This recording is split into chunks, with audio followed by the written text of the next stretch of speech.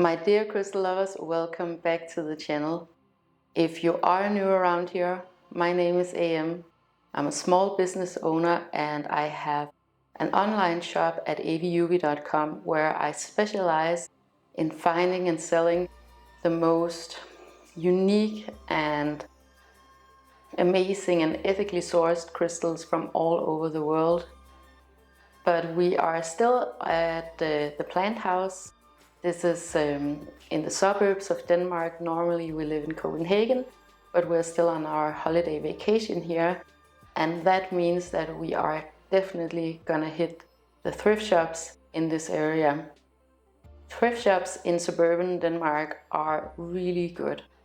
What we look for when we go thrift shopping is Lego, because we have a 5-year-old kid who absolutely loves Lego. But in the more crystal related department, we go for something like crystal beads, which you can find a lot of in the thrift shops here. It's also interior pieces, so marble, alabaster, granite, any kind of stone, because we love surrounding ourselves with natural materials. Crystals like the one that I sell at AVIUVI are of course not available in thrift shops, because those are the collector's items and the special unique pieces, and they've gone from one collector to the next, or I get them from my trusted rock hounds that find the most amazing specimens. And those types of crystals would go from one collector to the next, or they would go to the bigger auction houses. So you wouldn't be able to find that in a thrift shop. Unfortunately, you would be able to find quite a lot of really poor quality crystals, and that's one of the things I love about going thrift shopping, is that I'm actually capable of showing you guys what a poor quality crystal looks like. So sometimes I find fake crystals, or I find really beat up crystals, and I can show you guys that. Especially when it comes to cut and polished crystals, there's a lot of process that goes into that. If you do love cut and polished crystals, however, I would definitely find it secondhand. Yeah, and you can find a lot of that in thrift shops in Denmark, just in general. The interesting thing about the suburbs of Denmark is that when I was young, a whole lot of young people, they migrated to the cities. So we have this huge concentration of people in their 20s and 30s and beginning of their 40s, and they're not coming back to the suburbs, they're staying in the city. That means that the majority of the population who live in the suburbs, they are 50, 60, 70, and they're downsizing their homes. They are going into a retirement home, for example, and they don't necessarily know how to sell their valuable things online. So they donate them to the thrift shops, which is perfect for us because we can go there and find so many treasures. And we have found a lot of treasures. Yeah, so hopefully it will be the same today, but you never know with thrift shops. So other than the natural materials such as stone and marble and travertine, we also love finding a lot of wood materials, and we always go for really nice craftsmanship. Back when this segment of people, they were buying the majority of their items, things were produced in a completely different way than they are today, with a lot more care and craftsmanship, and you can really find some solid good antiques and beautiful handmade objects for your home, and just things that have a lot more soul and depth and history than if you went to IKEA or H&M Home or Zara Home. the things that you would find in a thrift shop definitely has a lot more value. They are a lot more sustainable, of course. That's another aspect of going thrift shopping compared to go and buy newly produced things. So, I mean, there's so many good reasons to buy your things secondhand, especially here in this area, because there's so many good things available to us. I'm not sure, but I would imagine that it's the same thing in most countries, or most Western countries, that you have this concentration of youth in the cities, and when you go to the suburbs, it's a little bit different. But I don't want to make the intro too long. I just want to hit the road and get going. And it's always such an adventure finding these treasures, so I'm always looking forward to going thrift shopping when I'm in this area.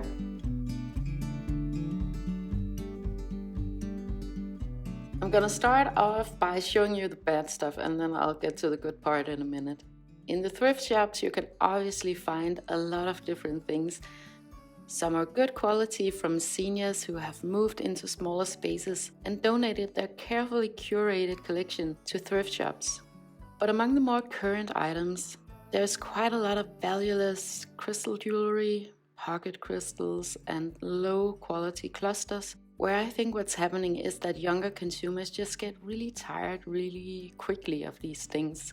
The crystal industry is unregulated, meaning that sustainability and working conditions are often completely discarded for the sake of high margins. It's extra important that when you buy crystals, you keep the ethics in mind. In thrift shops, I see a lot of fake crystals like opalite and goldstone, like this orange goldstone bracelet. Goldstone is often sold as a crystal, but in actuality, it is 100% synthetic.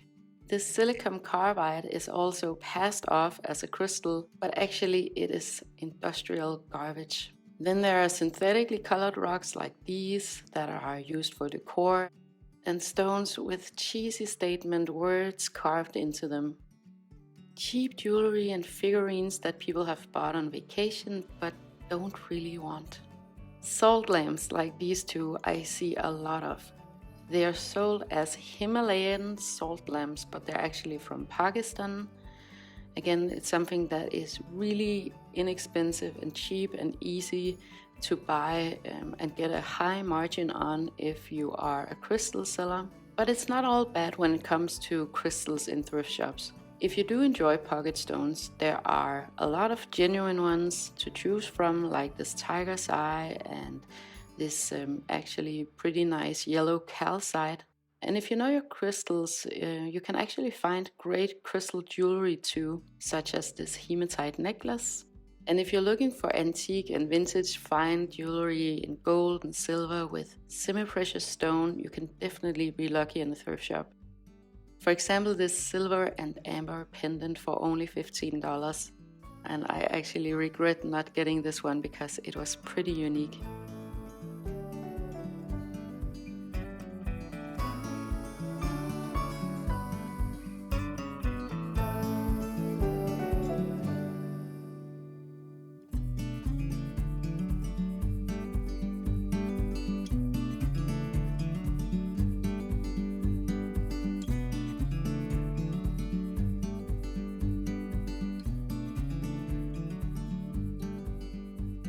For interior, I'm always on the lookout for good wooden boxes. They are a great and a practical way to bring natural materials into your home. Whether you are into minimalism like me or something more detailed, handmade vintage and antique wooden boxes are so easy to find here.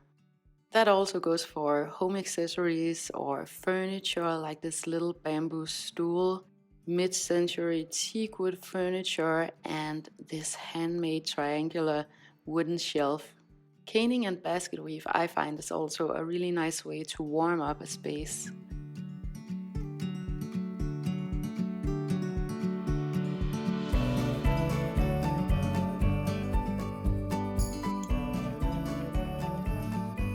Okay, I almost lost my mind over these. I found a lot of stone age axis. I think it would be so cool to have a collection of these in a big wooden bowl or even framed on the wall.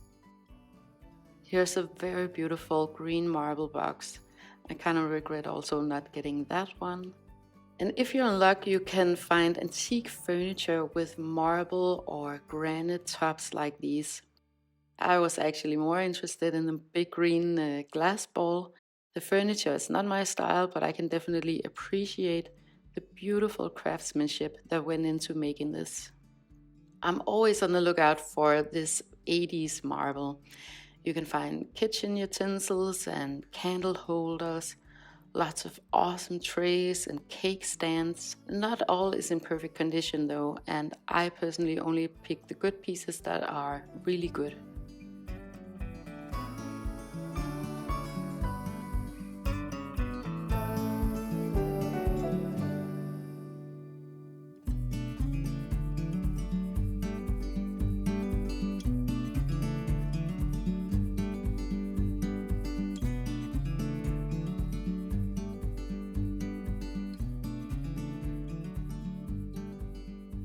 This stone incense holder was nice too, although again not my style. And of course there's a lot of amber, like this little vessel here. It's also common to find random bags with amber in thrift shops around here because we do have a lot of it in Denmark. This type of amber jewelry was very popular in my grandparents' generation, and the polished amber beads are definitely having a revival right now. Art is something that I would absolutely recommend that you check out in thrift shops. Even something like these old copper printing plates are so great for decor if you can imagine them in a frame.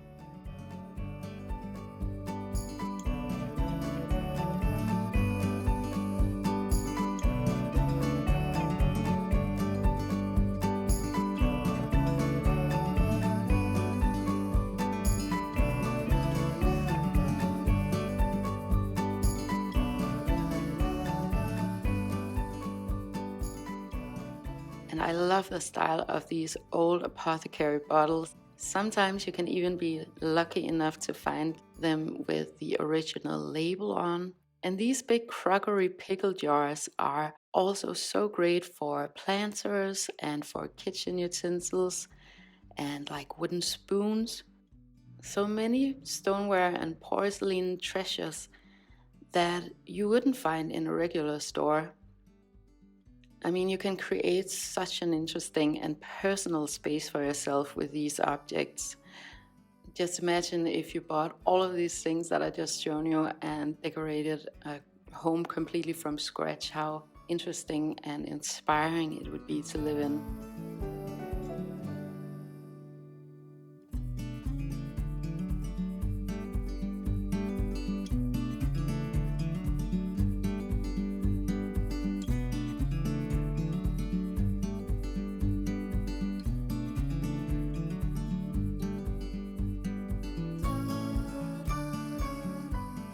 We are back in Copenhagen and back in the apartment.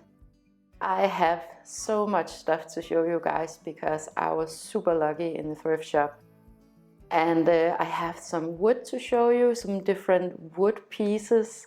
I have a ton of marble to show you. And then I have a little manifestation that I think I made in the last thrift shop that we were in. And yeah, I can't wait to show you that. Yeah, really cool. But first off, I'm going to show you some of the wood pieces because like I said in the beginning, we love surrounding ourselves with a lot of natural materials and, you know, get as much as the artificial stuff, the plastic, out of our home and surround ourselves with these very tactile and well-aged materials too. So the first thing that I'm going to show you is this wooden spoon. What do you call this in English? I can't remember what you call it in English, but it's basically a spoon that you would use for grains back in the days. The label on this one says that it's antique, but I'm not quite sure about that. I wouldn't necessarily count on things being antique unless you know it's a specific brand, for example, or you know more about antiques. But this one was labeled antique. I have seen newly produced objects like this one who is made to look antique, but it definitely looks worn and old. Yeah, and I'm gonna tell you all of the prices in dollars. Everything obviously is in Danish kronas here in Denmark, because we have our own currency. But I figured that if I tell you guys the prices in dollars, more people have an idea about what the currency is in your country. So let's say $10 would be 70 kronas. Yeah, so you can definitely go and check that out for yourself. There are various websites, but it's just to give you an idea about what I got, because not only is it super sustainable, it has a lot of soul and character, but it's also pretty inexpensive compared to going out and buying everything from new. So this one was $5, so very inexpensive, and I'm probably gonna use this one to put crystals in.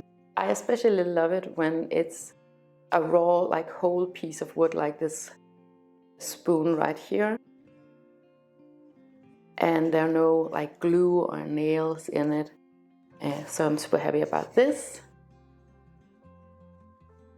And then we got this beauty.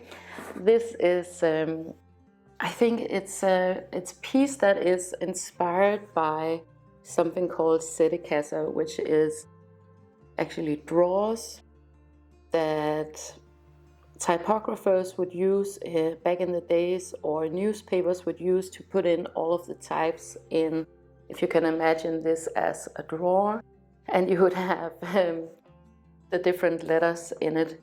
This is not an actual drawer, but I was looking for like an original one, but we found this one instead, and it's in great condition. So we have cork on the back and these wooden panels, and we're gonna hang this in Anker's room because he has a pretty extensive collection of Lego and Lego figurines. So this is probably gonna be used for Lego Star Wars figurines, maybe little rocks that he has found on the beach, and crystals that we have given him. So it's just a great way to display and collect different things.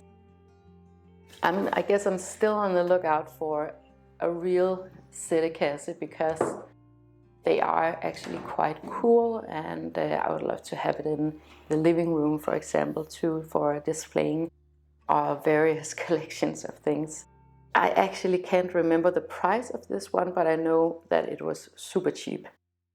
And then I got this beautiful wooden box. So this is really beat up and really, really old. Like, I would probably say that there's a bigger likelihood that this one is actually antique. So it is a solid wooden box, and then on the outside there's this burl wood veneer, and it's just very cool. It's dirty and it's worn, and it smells like something old, but I am 100% sure that I'm able to clean it up, give it some oil, and make it look so stunning. Yeah, so if you look inside, it is pretty worn. I'm definitely gonna clean this one up. It's not that often that you find anything burl wood here in Denmark, so I'm super happy about this one. The way that I kind of see if something is antique is also something like this little tiny handle, because this is something that you would never see today. This might be bone or a horn from an animal. So definitely something that I don't come across very often. And this one was $8. Again, to be honest with you guys, if you went to H&M Home, for example, and you found a wooden box, it wouldn't be as cheap as this one, and it wouldn't be as cool as this one is. So yeah, I just want to emphasize on all of the great reasons there are for buying thrifted stuff.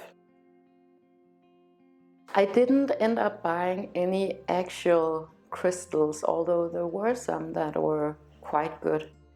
But I didn't need anything of what they had. But I found a lot of marble. And this is the type of marble that was very popular here in Denmark in the 80s and when I grew up. So you can find a lot of it. But of course you want to go for the pieces that are in good condition and maybe some of the more rare things. And I found some. So I got these amazing tumblers. They are marble, solid marble all the way.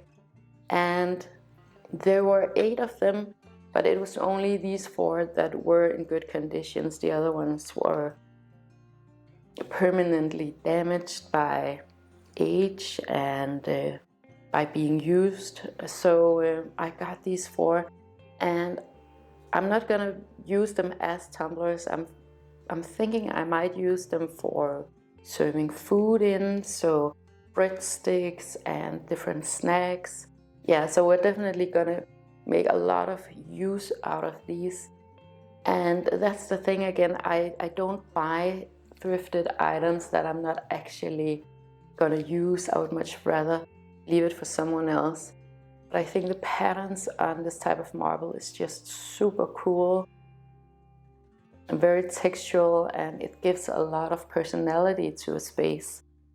These were 10 kroner, so that would be around $1.50. Very, very inexpensive. You couldn't find that in a store, right? And then I got this cool candle holder for $3 that you could use. You could use it for salt, for example, too. I would probably use this for a big tapered candle or a big tea light, for example. And this type of marble gives off an amazing glow when it's used for candles, so it's just perfect. It's so, I don't know, it's a little bit retro, but it's also very minimalistic and very clean. And again, I love having these materials compared to something made out of glass or plastic or metal. And this will literally outlive you and be here forever. Then I got 2 super cool vases. I didn't have vases in this size, but I do have quite a few of vases in this material, and I actually use them as candle holders because again, they give off the most amazing glow when they're lit up from within. This one was, the small one was $6 and the big one was $9. Okay. And this one is also a vase, but we have 2 of these already, and one is one that we use for knives and the other ones we use for wooden spoons. I love these because they're so solid and heavy and substantial. They don't break easily and they look amazing and so cool. So this one was $9, you guys, for a marble vase this size. I love that. And then I found something that I've been on the lookout for quite a while now. It's this one, and it actually came in the original packing, and here you can see the images. It's very, very 80s with the contrast of this picture, right, and the orchid. But let me just unwrap this.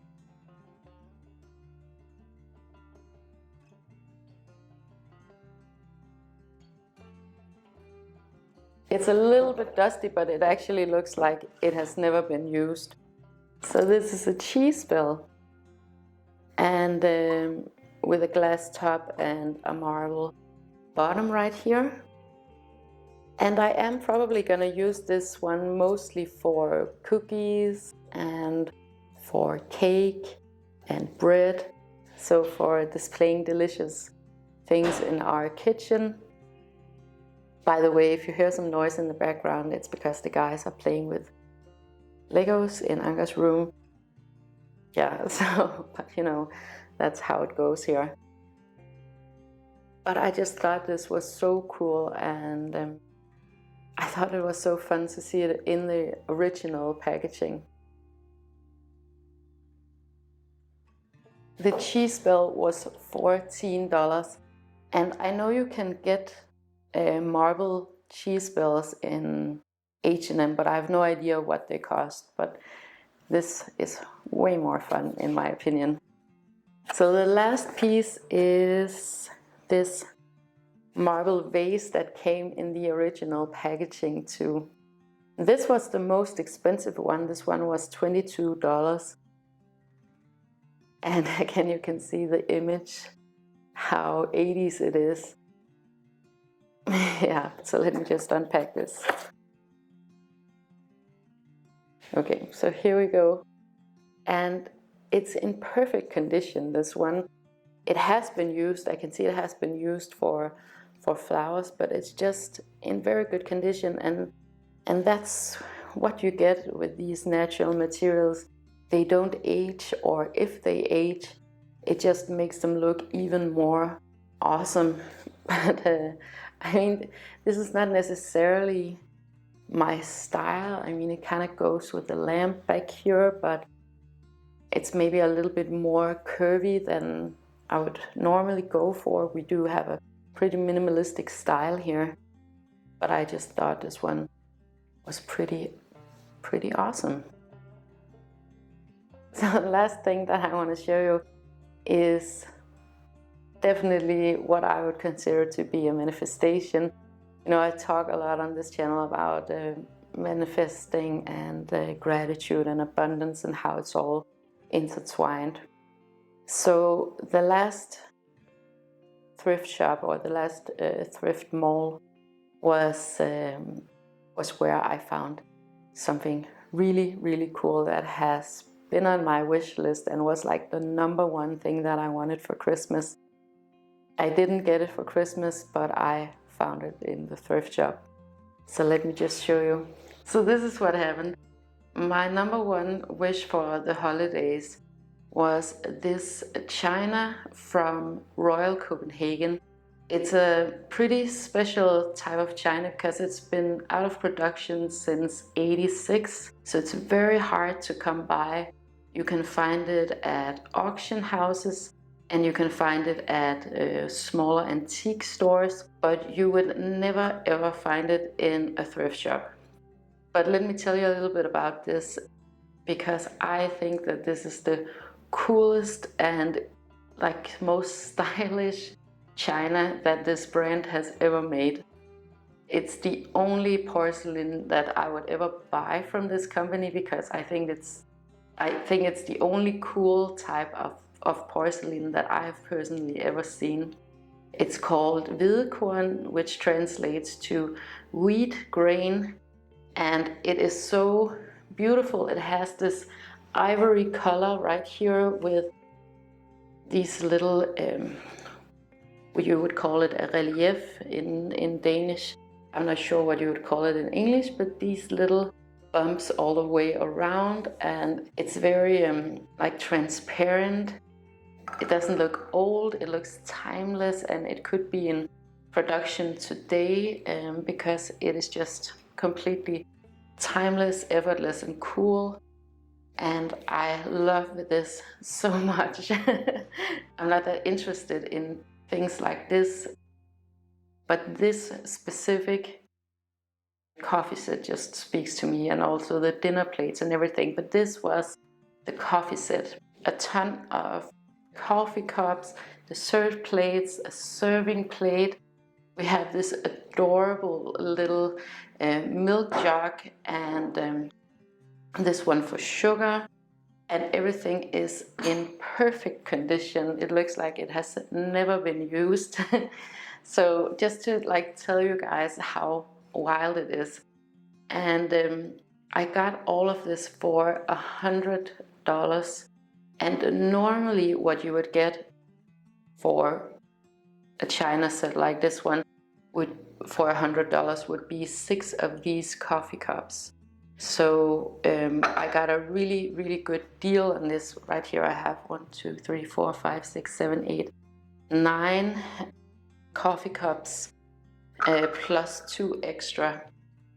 So just an amazing deal, and I couldn't believe my own eyes when I saw it. And that is kind of how manifestation works, because for some reason I was supposed to buy this for myself, and it was just sitting right there on a shelf available for me at such a low price. And you know, not that this video is going to be super philosophical or esoteric in any way, but in my experience, that is exactly how manifestation works, and why I write this gratitude journal, because things just seem to come so much more effortlessly when I do that, when I'm grateful for things. And I wanted to show you guys, I was really excited to show you guys this, because yeah, this is like a physical manifestation of something that I really wanted. I wanted to have something very beautiful, very unique, a Danish design that I absolutely love. And I wanted to have it secondhand and very affordable. So it checks all of the boxes. And I don't feel that I have to compromise in any way. It's such a good example of the payoff of writing a gratitude journal. You know, for me, abundance and gratitude really goes hand in hand, and I don't like to compromise, especially when it comes to things that I buy. It's the same thing when I buy crystals for AVIUVI. I want it to be perfect. I want them to be perfect specimens and ethically sourced and at a good price. And I am most definitely willing to wait around for that to come along. I can't believe that this just happened. And I know it might seem really small, but I think we have to recognize when these small treats fall into our laps, because that is what abundance is. Tomorrow we're having a few friends over with kids, and don't get me wrong, everything here is going to be used by everybody.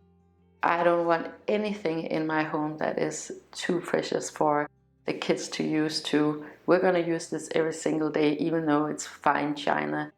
I am a huge fan of buying secondhand and selling secondhand, because you get an amazing quality a lot of times. It is ethical, it is secondhand, so it's not newly produced, it's good on the environment. And I love the hunt too.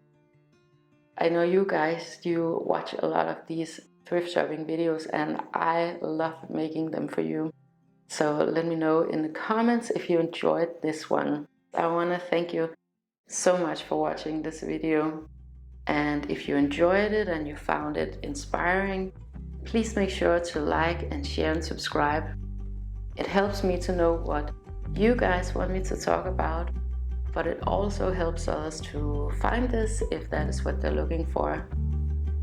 And I want to wish you the most amazing day with so much love to you and to yours.